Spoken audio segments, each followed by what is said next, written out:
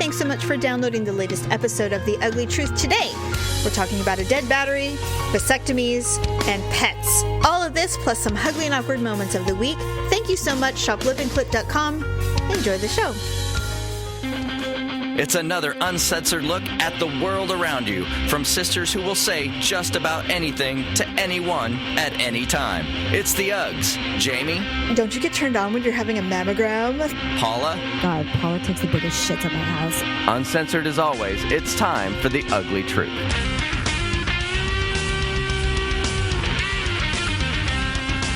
Welcome to The Ugly Truth. This is episode 408.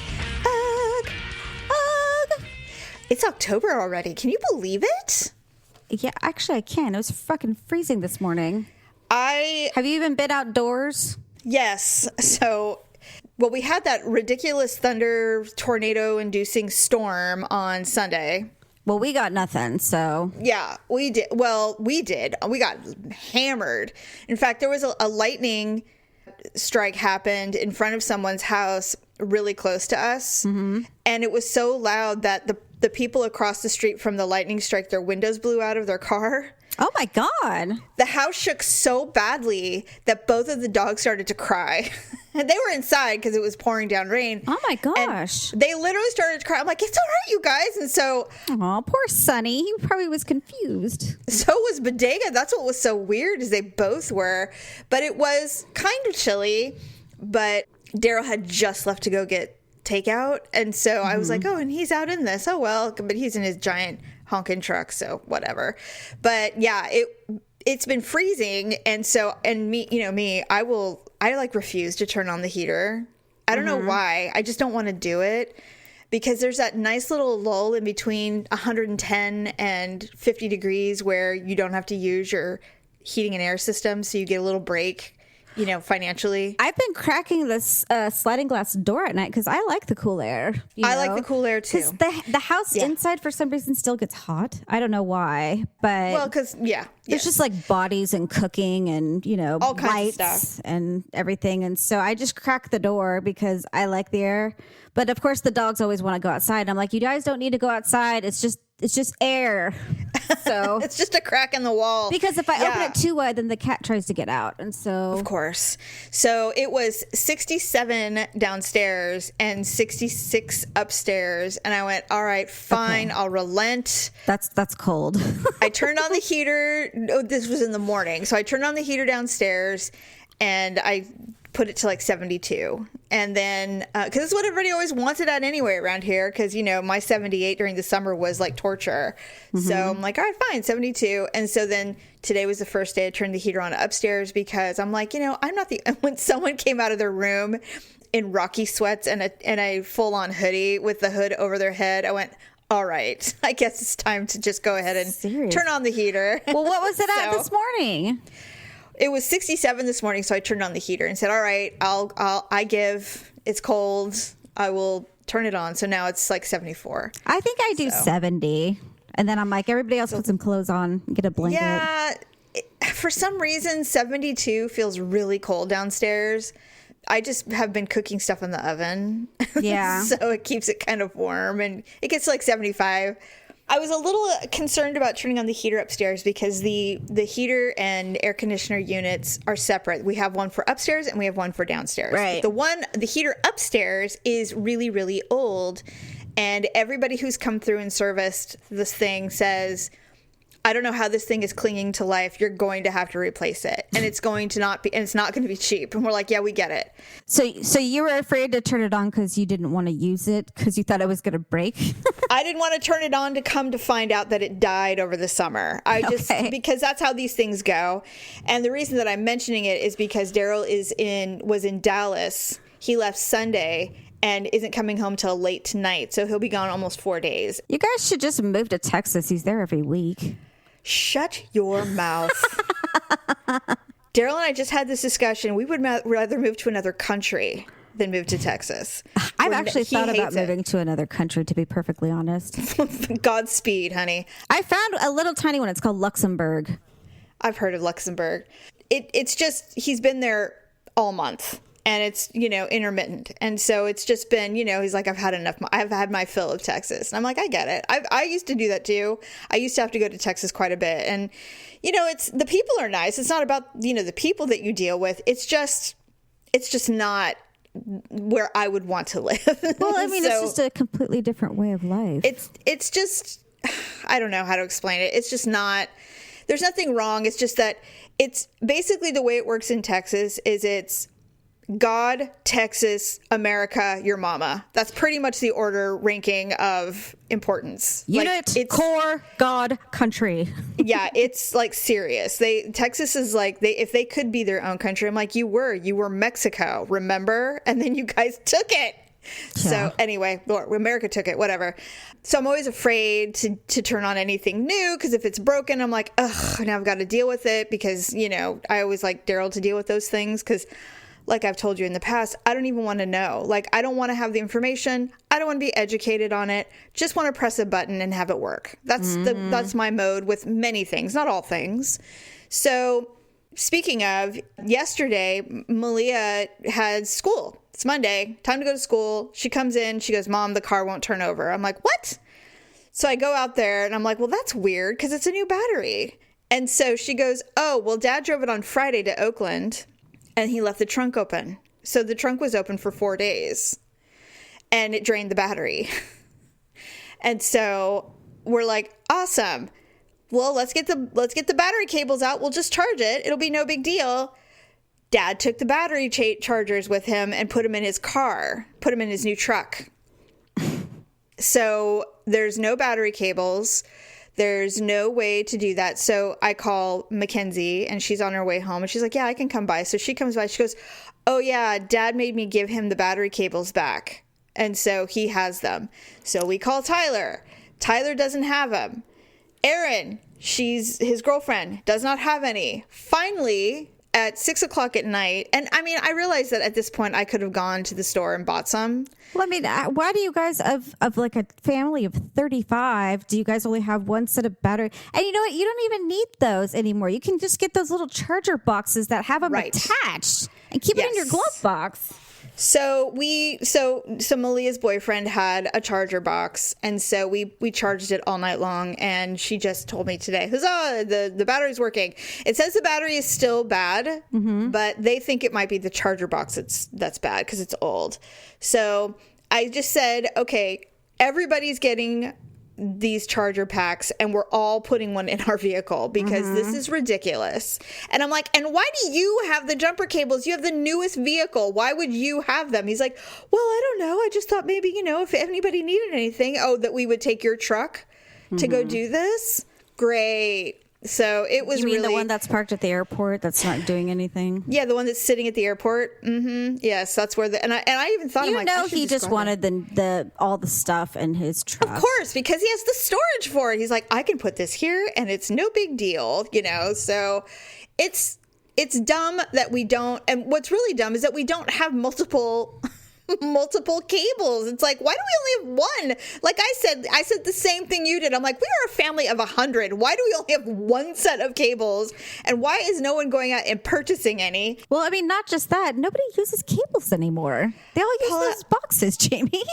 I don't know that. I didn't know that till yesterday. I had no concept of this. I don't deal with this kind of stuff ever. And so I'm like, this is the kind of shit that I need to I need to educate myself apparently because I just left it up to him forever. So now I'm like, well, if this travel thing's going to happen, I'm going to have to update my single mom skills because clearly I am out of date. I am completely expired. Or just a useless husband skill. Well, yeah, whatever. I just need to, because I never have to deal with any of it. I have put it out of my brain. And so now I just need to kind of re-engage in survival skills again and just be prepared. So now I'm going to, get my go bag and I'm going to get my battery charger and my crank radio and be set for any... I'm just kidding. Anyway, so while I've been dealing with that, you were kind enough to assist with your ex's vasectomy situation. Well, I don't know why. I get so angry. I don't know why I get angry anymore, but I think I'm just resentful of the fact that, you know, basically the entire course of our relationship, I'm the only person out of his entire family that's ever actually helped him, you know? Right. And yet I'm the one that gets the shaft.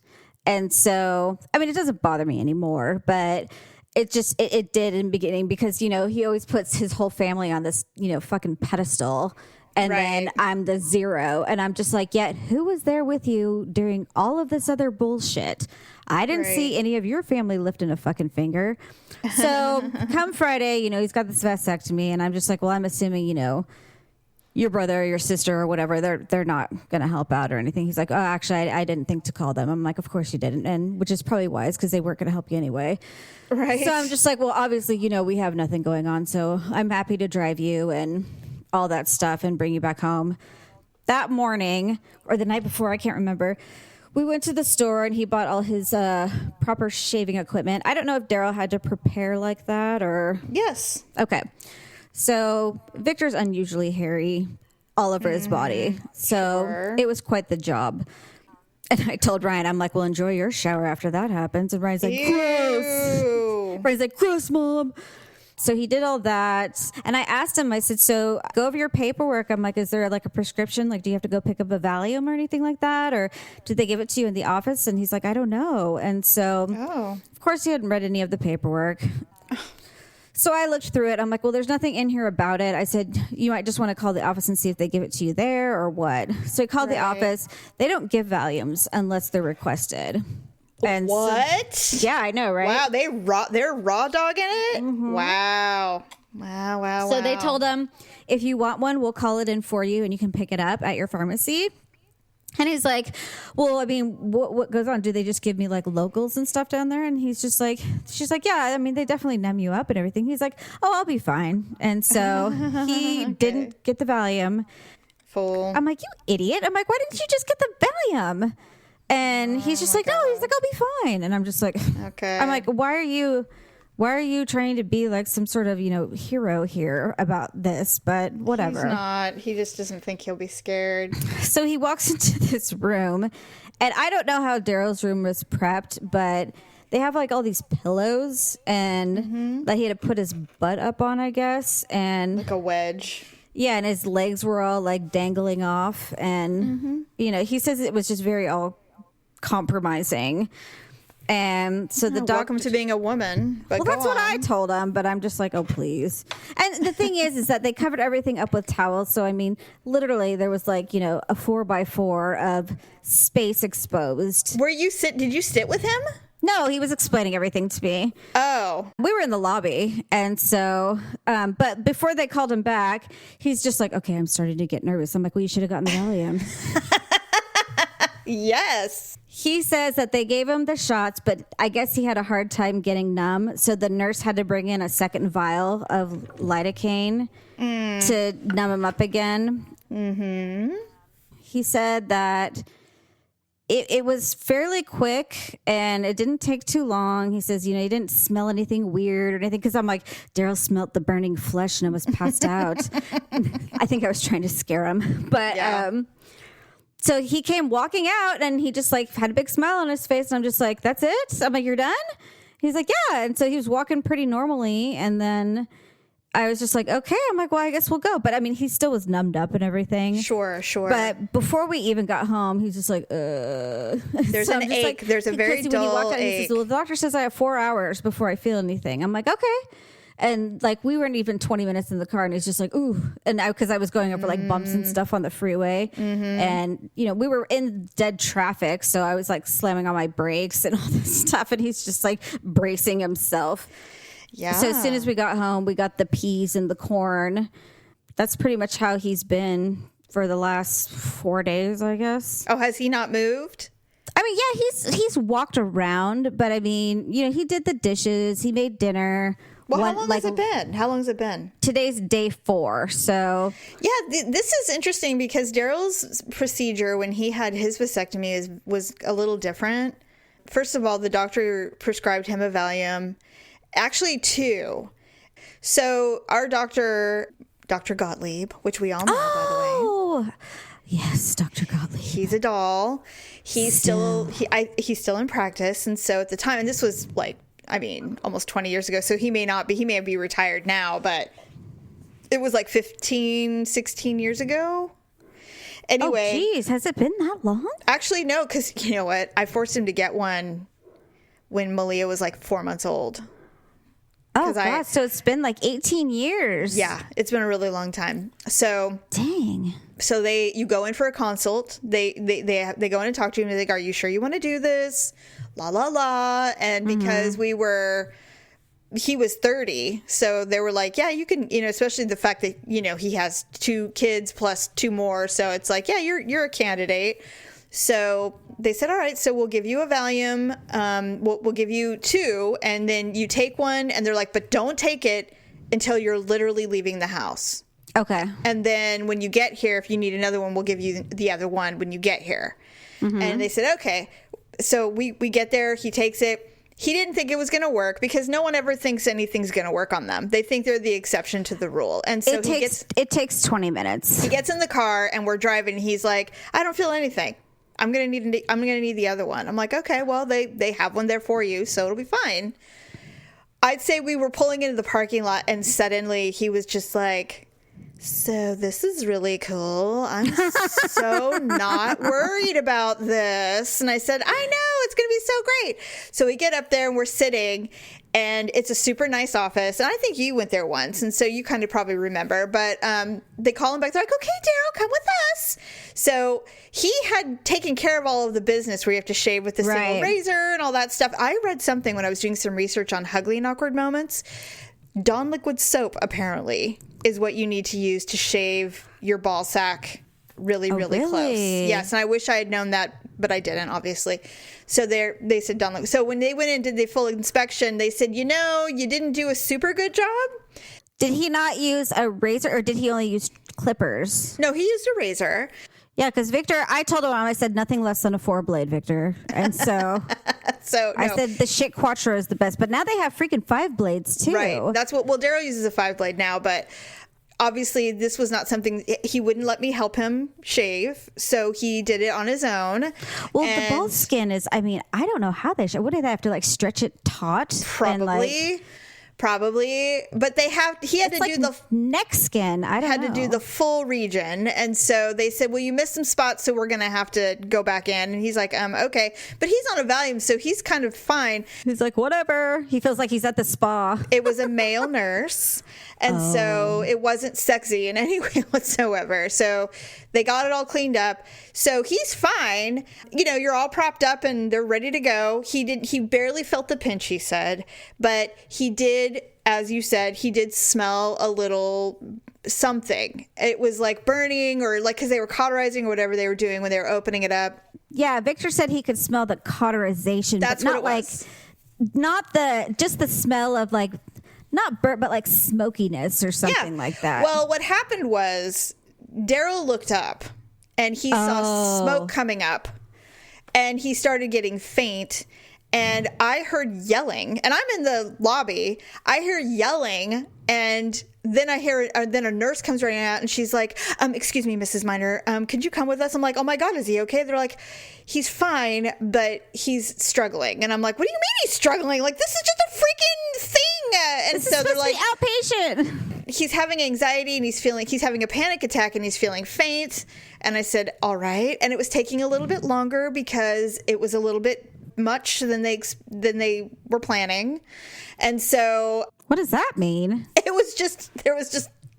has a large shaft and it was just a little bit more than it was taking a little bit longer than Daryl expected. And he had a larger tube than anticipated. Something. And so did he have 2 holes or 1?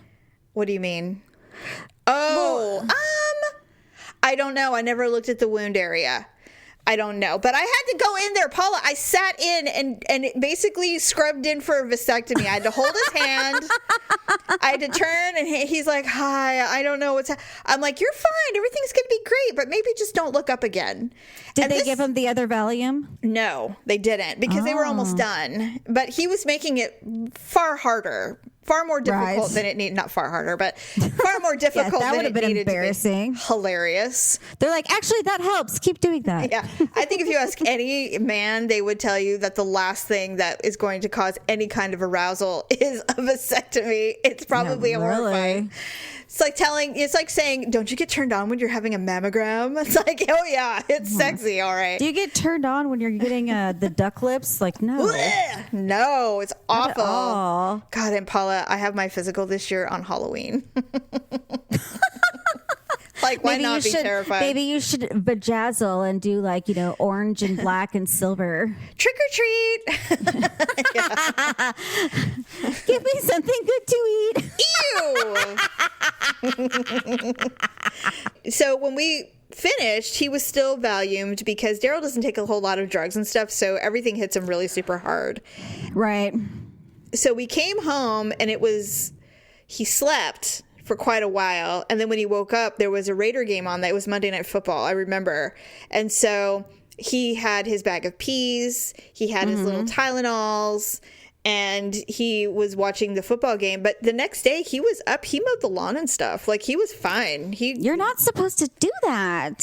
I told him that, but he was fine and there was never any problem. And he recovered very quickly.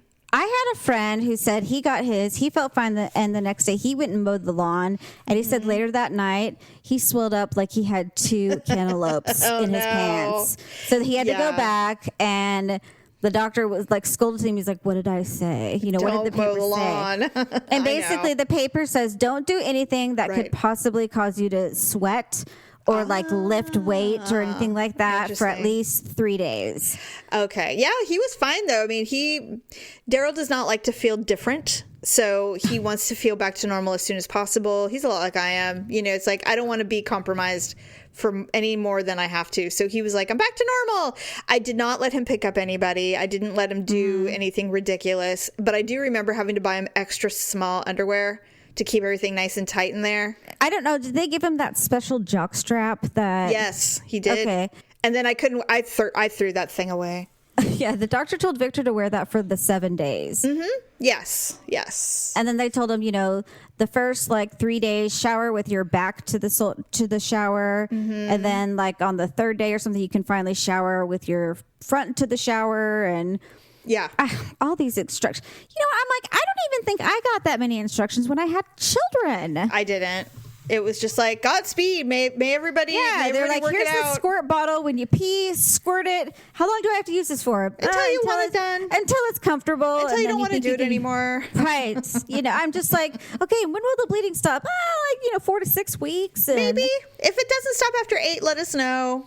We'll give you a 30-day of pain pills. After that, if you think you need more, talk to your doctor. He may or may not refill them. And so it's very, very casual. Whereas with men, with their vasectomies, it's very... But who rules whoever runs the world is where the focus will be. So vasectomies and Viagra, we've got that shit nailed. Seriously.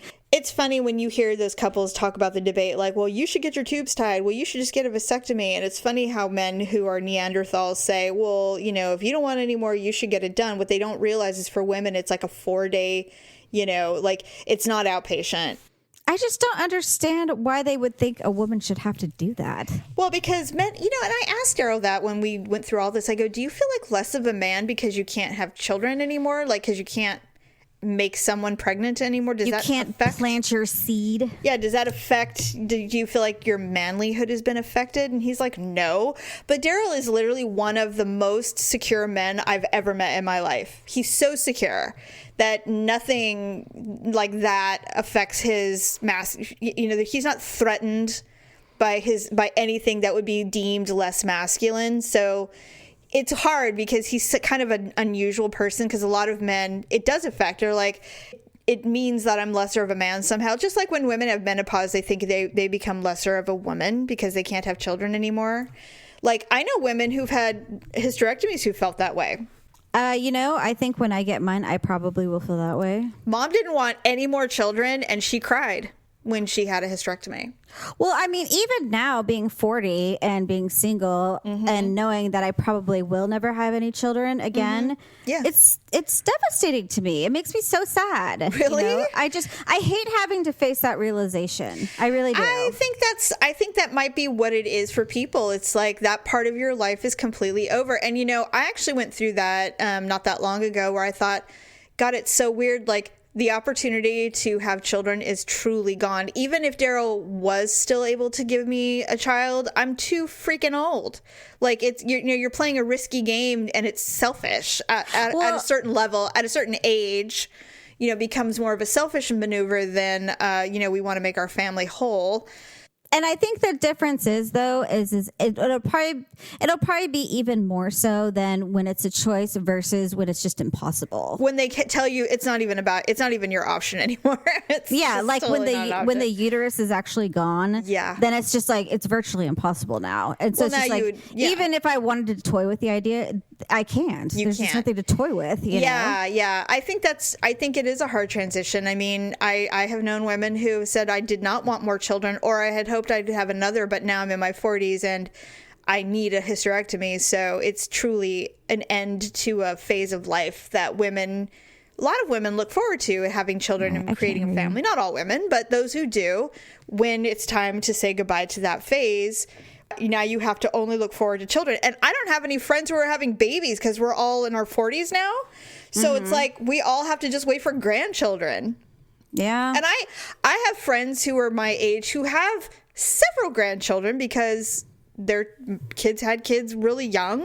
Yeah. And I'm like, I'm not jealous, but it would be nice to hold a baby. It's been a long time. I mean, I get that, but on the same token, you know, with any of your kids, I wouldn't want that for them right now. Well, no, it's not. But I mean, we're not talking about realistic. We're talking about just the idea of holding a baby again. I mean, it's been a really long time. Yeah, no, I get it. Kenzie goes, oh yes. She goes, I don't go on social media because all of my friends have their infants now, and I just have my cat.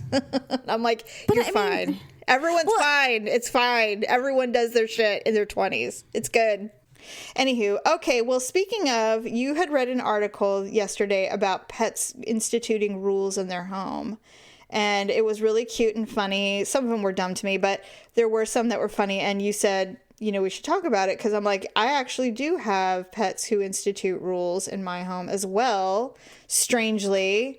I didn't realize that we did until I started thinking about it. And I'm like, oh my God. I'm like, most of the pets that we've had have created some sort of like rules or like things that they have to have done, or I don't know how that develops, but I guess animals, they have their little quirks too. Yeah. You know? It's so funny. They do. Here's one for me. Okay. So I don't know when this actually began. I think what happens is, they recognize a routine or a schedule with their humans, and then they say, okay, so this is the routine and the schedule. If you ever deviate from it, they're going to say, no, remember, you instituted this rule and it's not changing. And they're absolutely not going to relent. They're always going to require you to do it. At some point, and I don't know when it happened, Daryl started giving Bodega a treat at 9:30 every night. And it was, I think it was, we were probably watching a show. The show ends. He gets up and says, well, I'll give him a treat, because Sonny sleeps inside. And so he comes in like around 10:30. So he's like, I'll give him the treat. They come in, they hang out with us for an hour, and then Bodega goes outside and Sonny goes out to go to the bathroom, and then he comes in for the night. Anyway, that's the nighttime routine. I am not a fan of keeping to rules.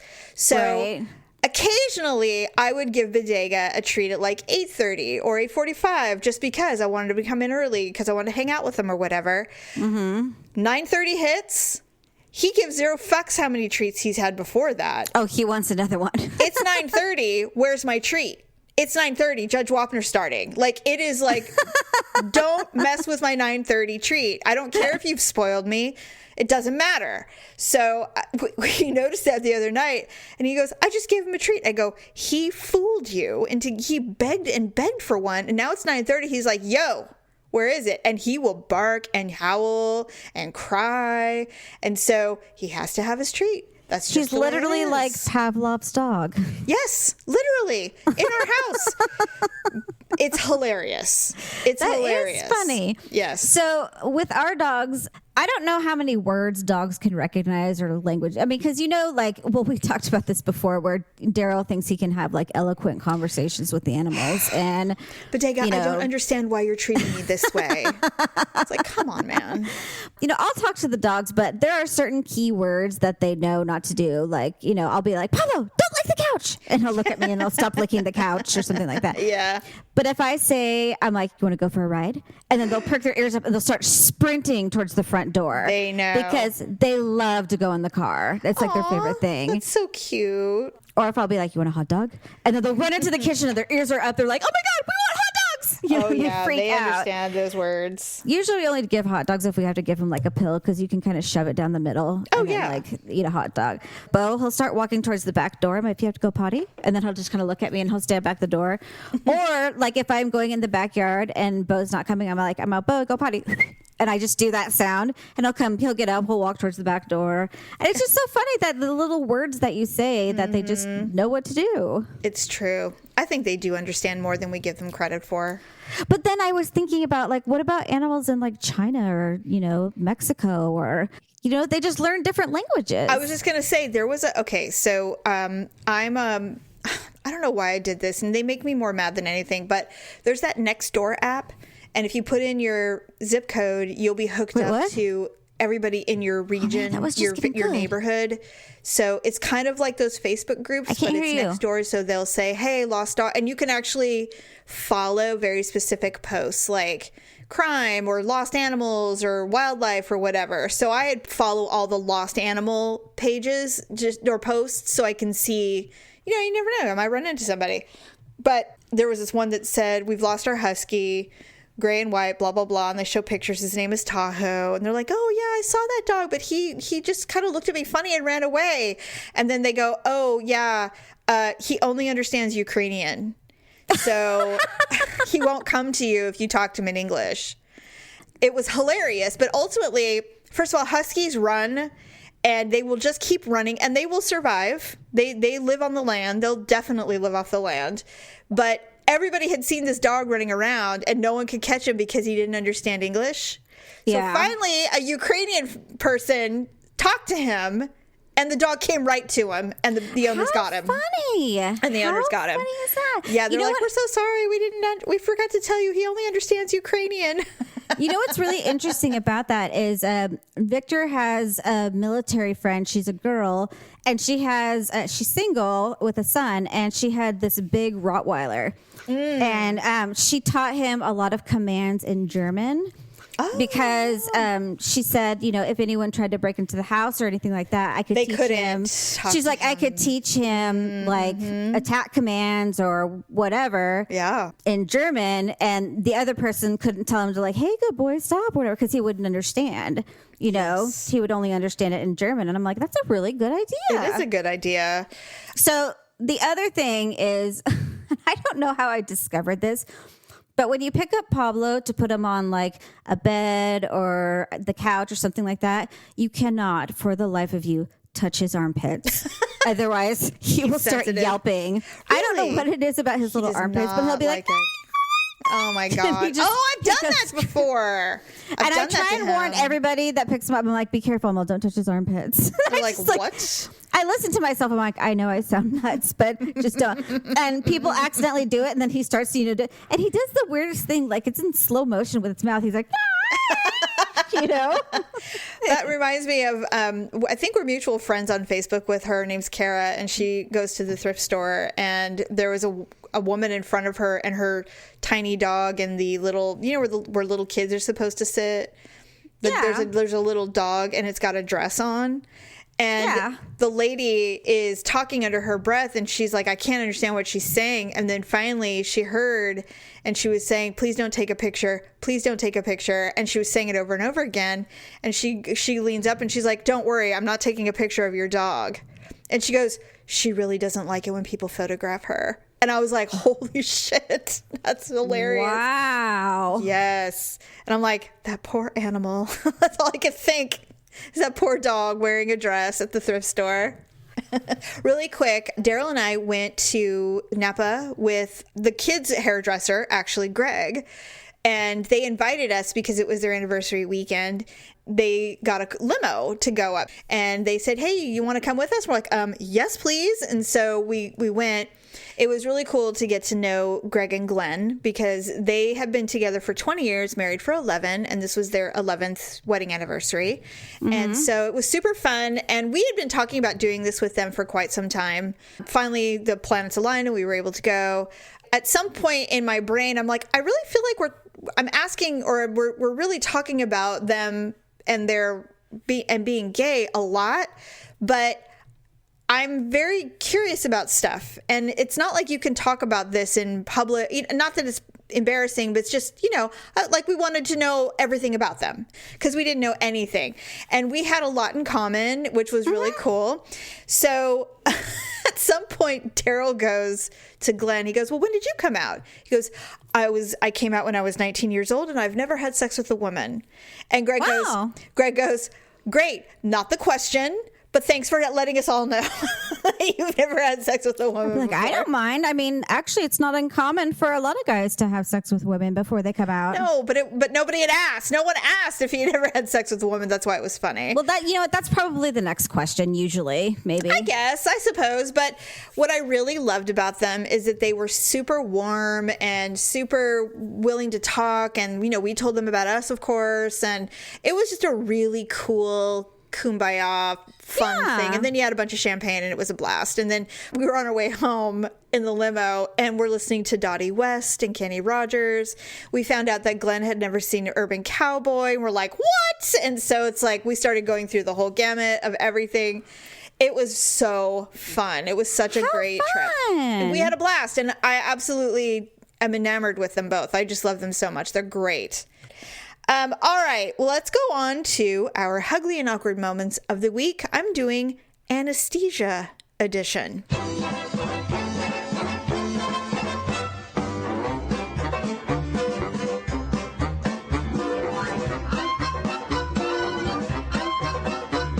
So here's the first one. When sending my patient to sleep, we were giving the drugs via IV, and he said, you'll have to give me a lot of it, referring to the drug. And I'm worried. I said, why? Thinking he had an undisclosed allergy or a condition we hadn't known about. Instead, he fell asleep as he was saying, because I smoke weed. Not in the same category. No, it is not. Oh my gosh. Yes. Here's the second one. I went in for a colonoscopy. This one was really funny. I went in for a colonoscopy and was given propofol and whatever for pain. I'm a complete drug wimp, so fell asleep in about 2 seconds. When it was over, I was being taken to recovery, and I kind of woke up and I said, am I done? Can I go home? And the nurse said, you can't go home until you pass gas so that we know all of the air is out of your intestines. I thought, right then. And as I was being wheeled into the little recovery bay with curtains, not walls, I pushed as hard as I could. Simultaneously, my husband stood up and said, hey, bit. And I farted so loud and for so long that I almost launched myself into the next room. I heard my husband bellow, Jesus Christ! And then I heard laughter. And I said, I'm ready to go home. And I passed back out while my husband stood there around in confusion about what had just happened. And it was the woman? Yes. And I've never heard the end of it. You know what? Oh, that's funny, the end of it. Well, what's funny is when I got my colonoscopy, they never said anything to me about passing gas. And I was sitting there and I'm just like, okay, so I think I'm supposed to do that. But nothing happened. Maybe they told you and you forgot. Or that could be, or maybe there just wasn't that much air in there, or I don't really know what happened, but I don't remember being like ridiculously like pumped up of air. And so I have heard that you have to do that. I remember asking Mom, I'm like, Mom, you had to do this? She goes, you do, but you can go to the bathroom and it's not really that big of a deal because of course Mom, our mother, she would have to go to the bathroom. Well, because she's I just remember something. What? Remember when Allison used to do those little Broadway shows? Yeah. And I remember one time I was little and Mom and I went into the bathroom and it was like a shared like family bathroom. Yeah. And she sat down and she farted. Our mother? Yes. Oh. And she looked at me She looked at you? She looked at me and she's like, don't you ever tell her that I did that. That's so funny. That is hilarious. And I wasn't laughing or anything. I was just kind of like standing there. I think I was like 6. You had to be just a little. I mean, I don't even think it was done coming out when she just looked at me and she's just like, don't you ever tell anyone I did that. You know what? I don't know. I've listened to other couples talk about, they're like, what, you guys don't like poop in front of each other or fart in front of each other? And I'm like, no, can we please keep it sexy for 5 minutes? Well, who does that? A lot of people. They're like, hey, it's our bodies. Our bodies do all kinds of stuff. And I'm just like, no, I mean, that is true. But I don't think there's anything... Pooping in front of myself. I just don't think there's anything wrong with keeping a little mystery. Don't you have to have a little noise or like plug your ears? Or I definitely don't mind having music playing when I have to go to the bathroom or something. I don't know. It's just, I don't want to hear it, because if I think I hear it, then it just like it makes me pucker, and I'm just like, I don't know. Yeah, I realize that our bodies are required to do these things. I just don't want anyone else to know that I do it. I struggle with me even knowing it. Like, I have to plug my ears sometimes. Well, I just like, what's wrong with us? I know that there are people who are very like proud of their magnitude of their farts or whatever, or the size of their poop. I just don't get that. I've never been that person like, hey guys, come look at the size of the poop in the bowl. And I'm like, why? Why would no, there's something wrong. It shouldn't be that big ever. Luckily, I'm not married to anybody who would ever in a billion years do that. Well, I just know that I would set the pace, and because I basically make it seem like, you know, like it's the forbidden. It's like the most holy in the Bible that, you know, we reserve the fact those for that, ourselves. You know, like if I've spent the house at a boy's house for the weekend, and I know at some point they do go, of course, but you know, but they don't obviously talk about it or anything. But if they do, that is a deal breaker. You know, but I mean, you know when they've gone. Well, yeah, of course. But I'm just saying, But I know in their mind they're thinking like, okay, when is she going, or when has she gone? And I will leave that mystery. Do you really think that? Do you think they even think about it? I'm sure they're curious, because I mean, if you got there on like a Friday night and you leave on a Sunday night and you haven't gone to the bathroom, like for guys, that's strange. Yeah, I wouldn't. I would. But for women, not. That's normal. I'd be like, oh no, there will be no defecating going on this weekend. Like I mean, I could do that any day. You know, that's just normal. Like this one guy that I dated, he had a 1-bedroom apartment. Oh, and so it's just like, and he always woke up early, and I'm just like, God. I'm like, the only thing I could ever think of. I mean, I never actually did it at his house, but right. I was thinking, okay, if this thing continues, I'm gonna have to like send him to the store for something, or like go out and like, hey, can you go get me a coffee? I'm gonna take a shower while you're gone. And then like poo really fast. You know what's great too, by the way? What's great is that they have no concept of what you're trying to do. Like they don't even think about it. They don't even think that you're trying to get them out of the house so you can poo.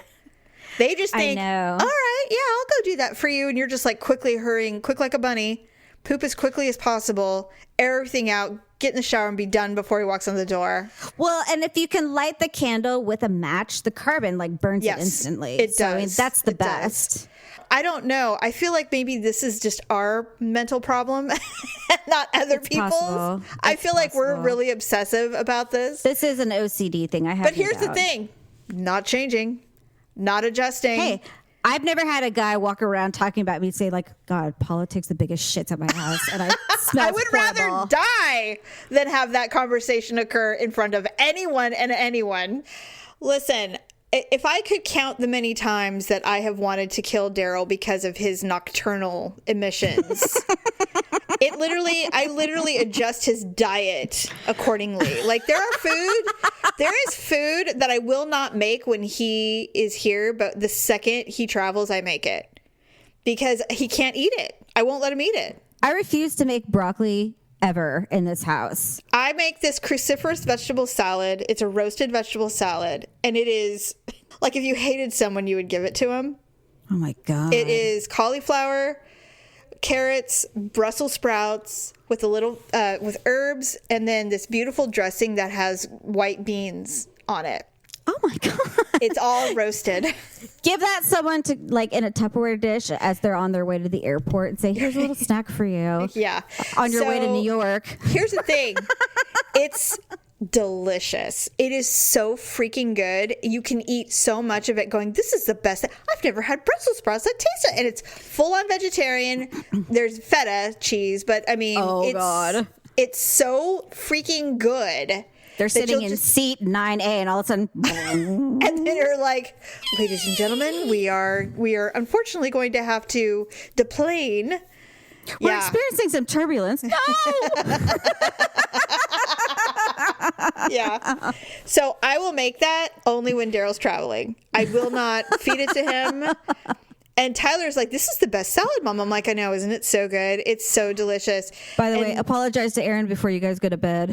Yeah, really. And I said, he goes, yeah, Mom, this is really good. You've made this in a long time. I'm like, well, I only make it when Dad is traveling. And they're like, why? And I said, well, because it's literally a punishment for your intestines. It's full of everything that could possibly give you gas. It's like all roughage. It's all fiber and beans and feta cheese and cauliflower and Brussels sprouts, for God's sake.